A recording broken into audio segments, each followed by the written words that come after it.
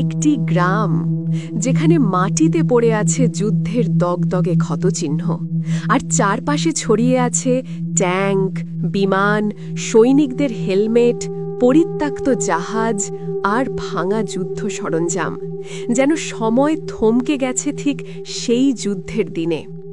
আপনি হয়তো বিশ্বাসই করবেন না, এই গ্রামটি আসলে পৃথিবীর মানচিত্রে এখনও বিদ্যমান, পাপুয়া নিউগিনির রারো গ্রাম। দ্বিতীয় বিশ্বযুদ্ধের নীরব সাক্ষী এই স্থানটিতে আজও পড়ে রয়েছে হাজারো পরিত্যক্ত সামরিক সরঞ্জাম, জাপানি ট্যাঙ্ক, যুদ্ধ বিমান, এমনকি সমুদ্র থেকে টেনে আনা ভগ্ন নৌযানের অংশ।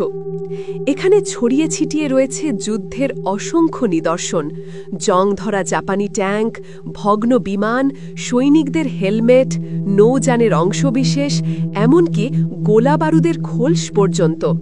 প্রাকৃতিক পরিবেশের মাঝে এভাবে পড়ে থাকা এসব সরঞ্জাম যেন ইতিহাসের এক অমূল্য দলিল, যা দর্শনার্থীদের ফিরিয়ে নিয়ে যায় সেই ভয়ঙ্কর যুদ্ধের সময়, যখন এই ভূমিতেই সংগঠিত হয়েছিল তীব্র লড়াই।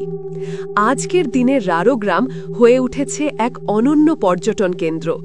গবেষক, ইতিহাসপ্রেমী ও অভিযাত্রীদের কাছে এটি এক অজানা জগতের দরজা খুলে দেয়, যেখানে প্রতিটি বস্তু একটি গল্প বলে, বীরত্বের, ত্যাগের আর মানব ইতিহাসের নিষ্ঠুর বাস্তবতার।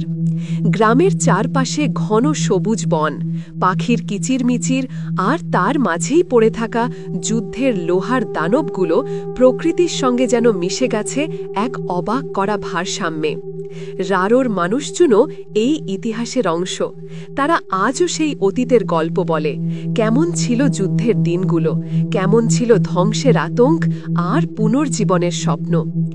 এক কথায়, রারো কেবল একটি গ্রাম নয়, এটি এক জীবন্ত জাদুঘর, যেখানে প্রকৃতি আর ইতিহাস হাত ধরাধরি করে দাঁড়িয়ে আছে। এখানে প্রতিটি ট্যাঙ্ক, প্রতিটি হেলমেট, প্রতিটি মরচে ধরা যন্ত্র মানবজাতিকে মনে করিয়ে দেয় যুদ্ধের দাম কতটা ভয়াবহ আর শান্তির মূল্য কতটা অমূল্য। একবার কল্পনা করুন তো, যদি এমন দামি যুদ্ধের সরঞ্জাম, ট্যাঙ্ক কিংবা বিমান বাংলাদেশের কোনো গ্রামে পড়ে থাকত, তাহলে কি হতো? সম্ভবত এক রাতও লাগতো না, সব গায়েব। কিন্তু এই দেশটা একটু ভিন্ন।